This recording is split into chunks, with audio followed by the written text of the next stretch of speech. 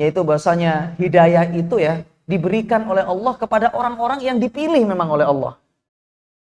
Hanya hendaknya orang itu bersyukur benar gitu. Ketika mendapatkan hidayah itu dijaga, dipertahankan, jangan sampai dibiarkan. Ya, apalagi disia-siakan dan akhirnya dia jauh dari hidayah itu.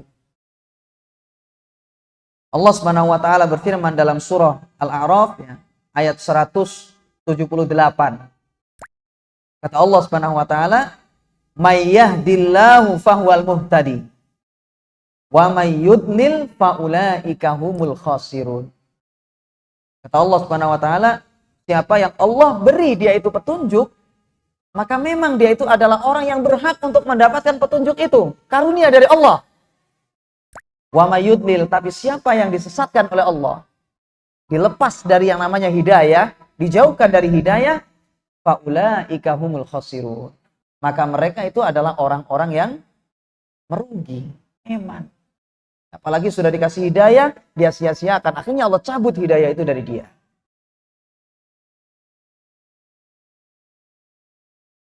Dan juga ini saya sampaikan di sini tentang hidayah ya sekalian, agar kita ini berusaha keras ya untuk menjaga hidayah itu.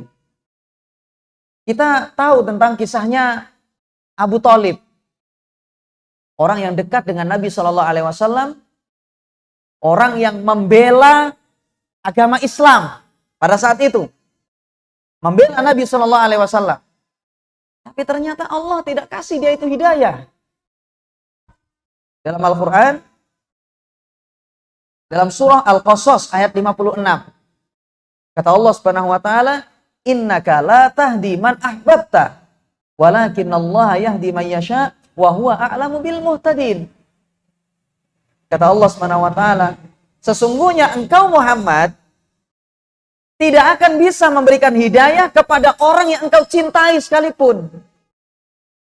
Akan tetapi Allah lah yang memberikan hidayah kepada siapapun yang dia kehendaki. Wa huwa a'lamu bil muhtadin. Dan dia, yakni Allah, lebih mengetahui dengan siapa yang berhak untuk mendapatkan hidayah itu. Ini lihat jemaah sekalian ya. Ayat ini berkenaan atau turun berkenaan dengan Abu Thalib. Karena Abu Thalib yang dia sudah membela Islam, tetapi ternyata dia ketika disuruh untuk mengucapkan kalimat la ilaha illallah, ternyata dia enggan untuk mengucapkannya. Padahal dia adalah orang yang benar-benar membela Islam. Pada saat itu Abu Thalib ya, membela Islam itu dengan jiwa dan raga dia, dengan hartanya juga. Tapi ternyata lihatlah betapa mahalnya hidayah. Allah tidak kasih dia itu petunjuk untuk mengucapkan kalimat la ilaha illallah. Mahal hidayah itu. Dan akhirnya Abu Thalib mati dalam kondisi kafir ya. Dan dijelaskan dalam hadis bahwasanya dia disiksa dengan azab yang sangat ringan memang ya, karena dia sudah berbuat baik kepada Islam ya.